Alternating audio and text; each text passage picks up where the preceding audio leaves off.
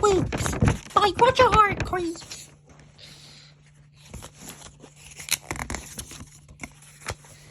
Miss Whoops is one of those people who have accents all the time. She has lots of little accents, like when she is trying to make lunch and drop the eggs. Whoops!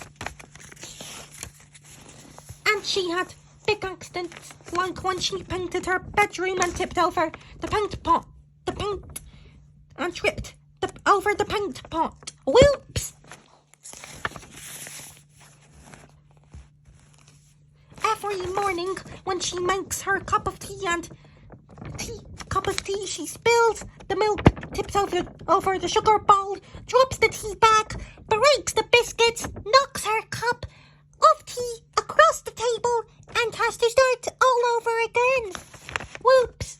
Some days it can take hours before she leaves the house. Miss Whoops really is the most accident-prone person in the world. Well, not quite.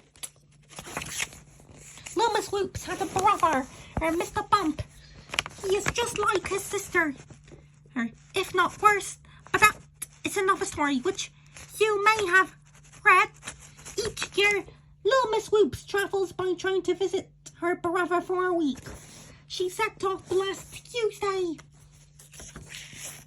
This Tuesday, Mr. Bump looked at the clock, which was lying on the ground. He had just knocked it over. His sister was late, a whole week late, a whole week late. And why was Miss Whoops late? A whole chapter of accidents, of course. While her train was waiting in the station, she somehow tripped and fell out of the train. Whoops! And then she somehow tripped and fell into the back of a lorry, which took her to Seatown. Whoops! Where somehow or other she tripped and fell into a boat, which took her to another country. Whoops!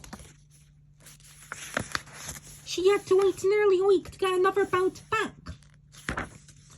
And another lorry.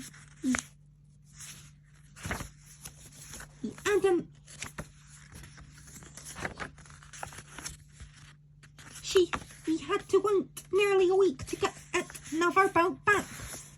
And another lorry. And another train.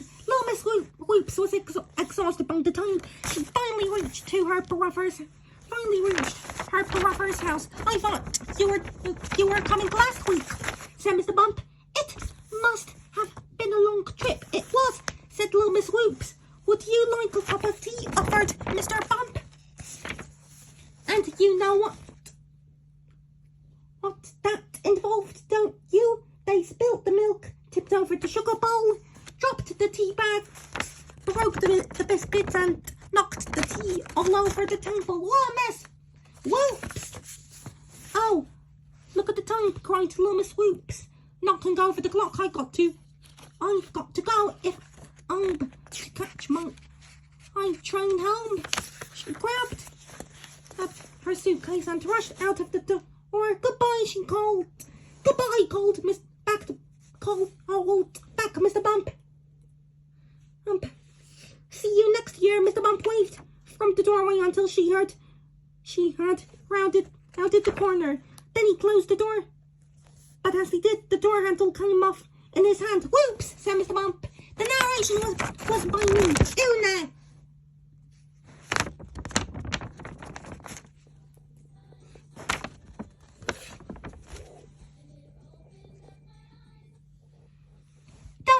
Don't forget to subscribe and GG. Bye bye.